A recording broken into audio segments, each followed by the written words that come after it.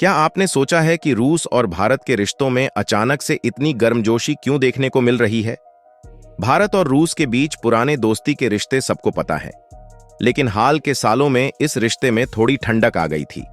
पर अब यूक्रेन युद्ध के बाद रूस को एक बार फिर अपने दोस्त भारत की जरूरत महसूस हो रही है। पश्चिमी देशों से अलग थलग पड़ा रूस अब भारत के साथ मिलकर नए व्यापारिक और तकनीकी साझेदारियां बनाने के लिए तैयार है, और इसी कड़ी में उसने हमें कुछ बड़े और दिलचस्प ऑफर भी दिए हैं।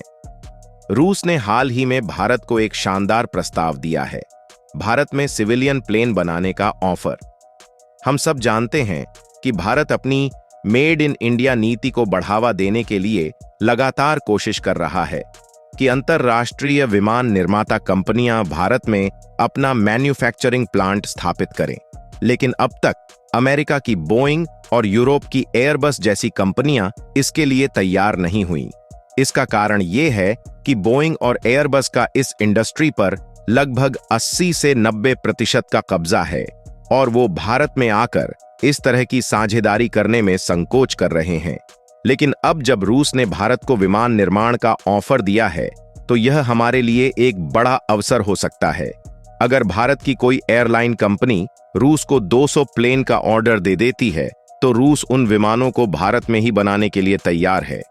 इसका मतलब ये है कि रूस अपने कमर्शियल प्लेन बनाने के लिए भारत में एक मैन्युफैक्चरिंग यूनिट सेटअप करेगा, जहां सभी स्पेयर पार्ट्स और मेंटेनेंस का काम भी होगा, और वो भी मेड इन इंडिया के तहत। रूस ने यहां तक कहा है कि वह इस प्रोजेक्ट के लिए भारत को तकनीकी सहयोग देने के लिए भी तैयार है। रूस ने भारत को 2 मॉडल ऑफर किए हैं। पहला है MC-21, जो एक लंबी दूरी का प्लेन है जिसमें 211 सीटें हैं और यह 6000 किलोमीटर तक उड़ान भर सकता है। दूसरा प्लेन है IL-114, जो छोटे रूट्स के लिए बेहतर है और इसमें 68 सीटें हैं।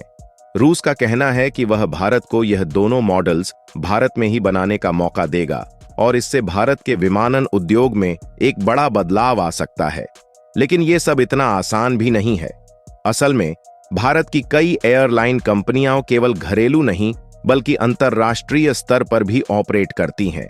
यदि भविष्य में अमेरिका और उसके पश्चिमी साथी देशों ने रूस में बने इन विमानों को अपनी हवाई सीमा में आने से रोक दिया, तो भारतीय एयरलाइन कंपनियों को इन विमानों का इस्तेमाल केवल घरेलू उड़ानों के लिए ही करना पड़ेगा, और यह आर्थिक दृष्टि से एक बहुत बड़ी चुनौती हो सकती है, क्योंकि इससे एयरलाइन कंपनियों का खर्च बढ़ जाएगा और उनके मुनाफे पर असर पड़ेगा।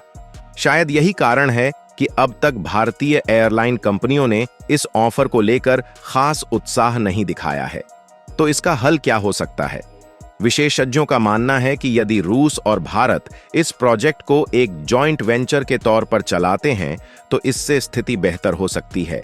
इसके अलावा अगर रूस भारत को 100% टेक्नोलॉजी ट्रांसफर करने पर सहमत हो जाता है और भारतीय कंपनियों के ब्रांड नाम के तहत ही इन विमानों को मैन्युफैक्चर किया जाए, तो भारत का विमान निर्माण क्षेत्र वास्तव में एक नई ऊंचाई पर पहुंच सकता है।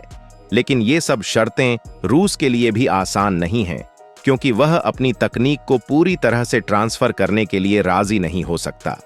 फिलहाल इस ऑफर पर भारत और रूस के बीच बातचीत जारी है, और देखना यह है कि यह सौदा कहां तक पहुंचता है।